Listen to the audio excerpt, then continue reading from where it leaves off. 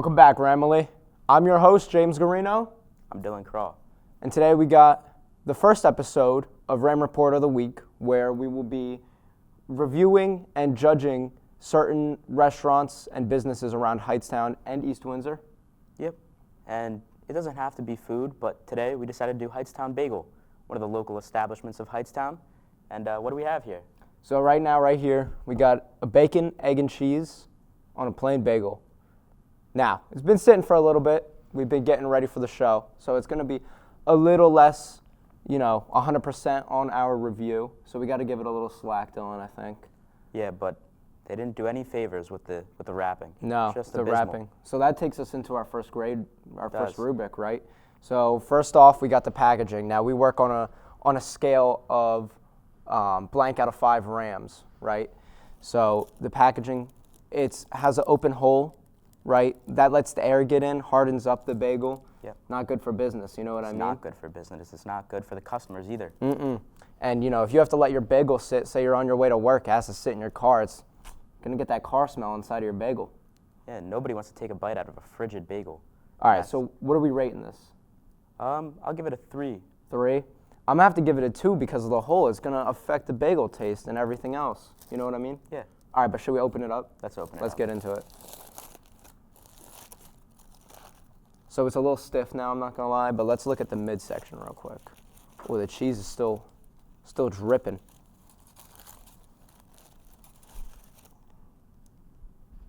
All right, here's the bagel. What do we think? What do we think of the midsection? We got the bacon, egg, and cheese on the plain bagel. Well, you certainly see the 3 components of bacon, egg, and cheese, but it doesn't look resounding at all. Really? I think the opposite. It's still dripping cheese. It's been sitting for an hour in this classroom. It's still dripping. I have to say, but I don't know. Maybe some more bacon for me. Should we open it up real quick? See the amount of bacon on the inside? That's like a few measly strands. Yeah. And that packaging is going to make this bacon miserable. Yeah. Hard as a rock. All right, what do we rate the midsection out of? I'll give that a 4. It does seem okay. Yeah. But only the taste can tell, really. All right, I'm going to give it a 4 too. Let's hop right in. Dylan, grab your piece. Get my piece. All right, let's take one bite. Ready? One biter. Dave Portnoy. Right. Let's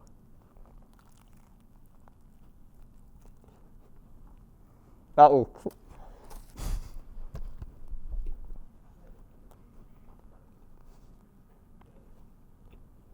It's hard to chew.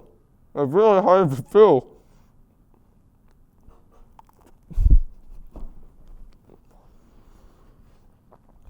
I'm gonna need to wash it down with something. So I brought my favorite drink ever, Red Bull. Damn, that was rough. So right off the bat, oh Christ! Right off the bat, the bacon was a little stringy. You know what I mean? Yeah. Just still struggling to chew. I had to take a couple bites, get a real review on it. Yeah. I have to say, not impressed. Yeah. It's not as cold as I thought, but certainly not very good either. I was surprised. I thought the opening in the package would make this bagel hard and not chewy and gross. Yeah. It was lukewarm. It was which I think might be even grosser than a cold bagel, if I'm being honest. The bagel is pretty good. Here, you need to wash it down with some. I have my own beverage. But Oh, what do you got to say about it? I usually like their bagels. This is surprising, I'm not going to lie.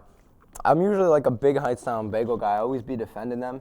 Alex Mudry, hockey player, he's always saying, oh, go to Bagel Nosh, bro. I'm not a big Bagel Nosh fan. Like, I'm going to have to say that this is better than Bagel Nosh, but I'm very disappointed today. I've been very disappointed recently with Hightstown Bagel. Yeah, I'm pretty disappointed too. And the price was about $5.07. $5.07. Certainly wouldn't pay that again. I mean, you could probably get similar quality at Dunkin' Donuts. Well, no, you couldn't. And then, get this, because of the egg increase in price, there's a 40% surcharge added to every bagel. It's ridiculous. It's ridiculous. It's the economy we're in. All right, but what do we think overall?